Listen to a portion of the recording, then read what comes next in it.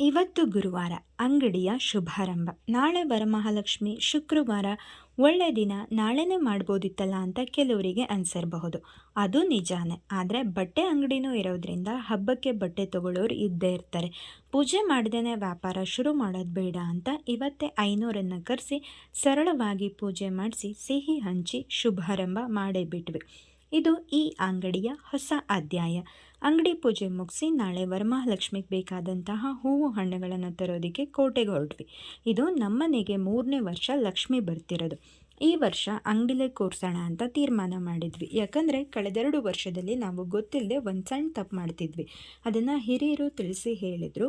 ಏನು ತಪ್ಪಂದರೆ, ನಾವು ಗೌರಿ ಹಬ್ಬನ ಜೋರಾಗಿ ಮಾಡ್ತೀವಿ. ಗೌರಿ ಹಬ್ಬ ಆದ 5ನೇ ದಿನಕ್ಕೆ ಅಥವಾ 9ನೇ ದಿನಕ್ಕೆ ಮನೇಲಿ ಪೂಜೆ ಮಾಡಿ ಆವಾಗಲೇ ನಾವು ನಮ್ಮ ಹಿರಿಯರಿಗೆಲ್ಲ ಎಡೆ ಹಾಕೋದು. ಸಪ್ಪೆ ಊಟ, ಚೊಕ್ಕ ಭೋಜನ.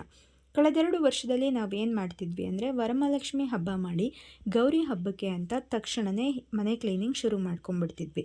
ಅದೆಂಗೆ ಅಂದರೆ, ಲಕ್ಷ್ಮಿನ ಕರೆಸಿ ಮತ್ತೆ ಕ್ಲೀನ್ ಮಾಡೋಕ್ಕೆ ಹೊರಗಡೆ ಹಾಕೋದು. ಹಾಗಾಗಿ ಆ ಎನರ್ಜಿನೇ ಹೊರಟೋಗ್ತಿತ್ತು ಮನೆಯಿಂದ ಆಚೆಗೆ. ಈ ವರ್ಷ ಒಬ್ಬರು ಹಿರಿಯರು ಹೇಳಿದ್ರು, ಲಕ್ಷ್ಮಿ ಕುರ್ಸಿ ಯಾರಾದರೂ ಮನೆ ಕ್ಲೀನ್ ಮಾಡ್ತಾರೆ, ನಿಮಗೇನು ಬುದ್ಧಿ ಇಲ್ವಾ? ಒಟ್ಟಿಗೆ ಮನೆ ಕ್ಲೀನ್ ಮಾಡಿಕೊಂಡು ಕೊನೆ ಶ್ರಾವಣ ಶುಕ್ರವಾರಕ್ಕೆ ಲಕ್ಷ್ಮಿನ ಕೂರಿಸಿ ಆಮೇಲೆ ನಿಮ್ಮ ಗೌರಿ ಹಬ್ಬನ ನೀವು ಮಾಡ್ಕೊಳ್ಳಿ ಅಂತ. ನಮಗೂ ಅದೇ ಸರಿ ಅನ್ನಿಸ್ತು. ಆದರೆ ಈ ವರ್ಷ ಅಂಗಡಿ ಓಪನಿಂಗ್ ಇರೋದ್ರಿಂದ ಅಂಗಡಿಲೇ ಕೂರಿಸಿದ್ರೆ ಹೇಗೆ ಅನ್ನೋ ಯೋಚನೆನೂ ಬಂದು ಅದೇ ಒಳ್ಳೆಯದು ಅನಿಸಿ ಈ ಸಲ ಅಂಗಡಿಲಿ ಕೂರಿಸ್ತಿದ್ವಿ. ಮಾತಾಡ್ತಾ ಕೋಟೆಗೆ ಬಂದೇ ಬಿಟ್ವಿ. ನಾಳೆ ಹಬ್ಬಕ್ಕೆ ಬೇಕಾದ ಸಾಮಾನು ತೊಗೊಳ್ಳೋರೇ ಜಾಸ್ತಿ ಇರ್ತಾರೆ. ಅವ್ರಗಳ ಮಧ್ಯ ಇವತ್ತು ಬೇರೆ ಕೋಟೆಯಲ್ಲಿ ಸ್ಟ್ರೈಕ್ ಮಾಡ್ತಿದ್ದಾರೆ. ಏನಕ್ಕೆ ಅಂದರೆ, ಯಾರೋ ಕೋಟೆ ತಾಲೂಕಿನ ಕಾಂಗ್ರೆಸ್ ಪಕ್ಷಕ್ಕೆ ಸೇರಿದ ವ್ಯಕ್ತಿಯೊಬ್ಬರು ಒಕ್ಕಲಿಗ ಸಮುದಾಯದ ಬಗ್ಗೆ ಏನೋ ಅವಹೇಳನಕಾರಿಯಾಗಿ ಸೋಷಿಯಲ್ ಮೀಡಿಯಾದಲ್ಲಿ ಪೋಸ್ಟ್ ಮಾಡಿದರು ಅಂತ.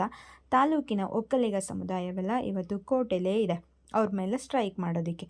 ಇದಕ್ಕೆ BJPಯ ಬೆಂಬಲ. ಇದರ ಮಧ್ಯ ಪ್ರತಾಪ್ ಸಿಂಹ ಬಂದಿದ್ದು ನೋಡಿ ಖುಷಿ ಆಯಿತು. ನಾನಂತೂ ಅವ್ರ ಫ್ಯಾನ್. ಅವರು ಪೇಪರಲ್ಲಿ ಆರ್ಟಿಕಲ್ ಬರೀತಿದ್ರಲ್ಲ, ಬೆತ್ತಲೆ ಜಗತ್ತು ಅಂತ, ಅವಾಗಿಂದ.